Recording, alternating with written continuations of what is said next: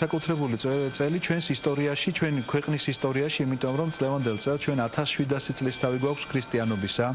გულისხმობ ქრისტიანობაში სახელმწიფო რელიგიათ აღიარებას და არა იმათ, რომ პირველად იქადაგეს, პირველად ანდრია პირველწოდებულმა იქადაგა პირველივე საუკუნეში და მერე სხვა მოციქულებმაც მასთან ერთად და გარკვეული ქრისტიანული თემები რომ არსებობდა ამაზე ჩვენ ცალკე არქეოლოგები და ცალკე კიდე ისტორიის მკვლევარები დაგვემოწმებიან და უამრავი წყარო არსებობს. ცალკეული ქრისტიანული თემები რომ არსებობდა საქართველოს სხვადასხვა კუთხეში, მაგრამ ის რომ სახელმწიფო რელიგიად გამოცხადდა 326 წელს, წმინდა ნინოს შემოსვლის შემდგომ მოინათლა მეფე მირიანი და დედოფალი ნანა და ასეთი დიდი რაღაცა უზარმაზარი მოვლენა მოხდა და ქვეყანა ზეიბობს წელს 1700 წლის თავს, მინდა გითხრათ ეს 1700 წლის თავის აღნიშვნა მრავალი წელია უკვე იგეგმება რომ რაღაცა უნდა მოხდარიყო პომპეზურად არა ამ ქვეყნიური გაგებით არა რაღაცა სულიერი რაღაცა ის შეგვეძინა ამ ყველაფრისთვის თვისება და ადამიანებს გაეგოთ იმაზე უფრო მეტი ვიდრე იციან დღეს არა მარტო ისტორიული თვალსაზრისით არამედ სულიერით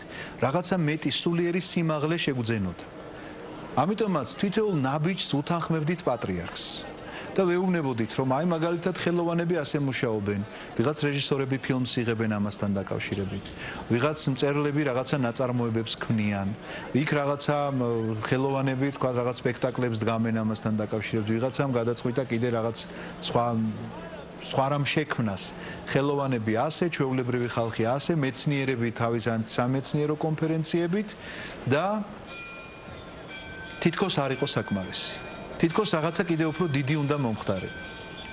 და მე ვფიქრობ, რომ ეს მოხდა.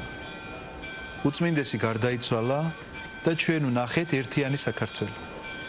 1700 წლის თავთან საუბრობდა ძალიან ხშირად. დიახ, რაზეც საუბრობდა, რაზეც ოცნებობდა და რისი ხილვაც მას სურდა. და რა შეიძლებოდა დამთხეოდა ეს თუ არა იმ თარიღს რომელსაც თქვია 1700 წლის თავი. ამიტომაც მისი გარდაცვალება როგორ შეიძლება რაიმე მოვლენა საერთოდ ქვეყანაზე როგორ შეიძლება შემთხვევითი იყოს, მაგრამ განსაკუთრებით ისეთი ადამიანის გარდაცვალება, ისეთი დიდი წმინდა მსახურის გარდაცვალება, როგორიც იყო პატრიარქი ილია მეორე, იყოს შემთხვევითი ამბავი. ის გარდაიცვალა და თავისი გარდაცვალება მან ასე ვიტყვი, მიუძღვნა 1700 წლის თავს.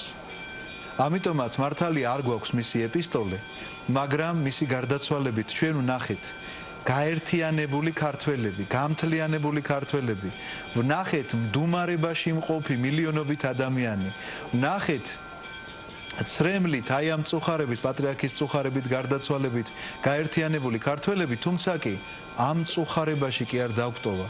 თან რაღაცა სიხარული ახდა ამას იმ ერთობის შეგრძნებისა, ტაძარში ყოფნისა, მორწმუნისა და არა მორწმუნისა, მართლმადიდებელისა და არა მართლმადიდებელისა. აბსოლუტურად ყველანი შევიკრიბეთ ერთად და ერთად განვადიდეთ ღმერთი, რომლისკენაც მოგვიწოდებდა პატრიარქი მთელი თავისი სიცოცხლის განმავლობაში. ამიტომაც აი ჩემი მოგრძალებული მოსაზრება ამასთან დაკავშირებით ესეთი გახლავთ რომ არ გვაქვს ეპისტოლე, მაგრამ გვაქვს ეს მემკვიდრეობა მისი გარდაცვალების შედეგად და ასე უნდა შევეგებოთ აღდგომის დღესასწაულსაც რომ შევინარჩუნოთ მისი დანატოვარი. წეგან ვამბობდი რომ ღმერთის რომ გწამს არაფერს არ ნიშნავდეს შეიძლება საერთოდ, იმიტომ რომ გწამდეს მისი არსებობისა, უნდა გჯეროდეს მისი ნათქვამისა.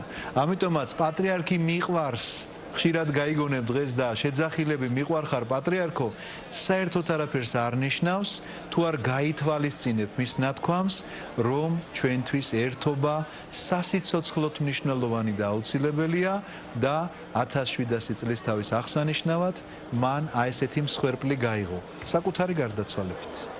ძალიან დიდი მადლობა. მაცხოვრის ამაღლება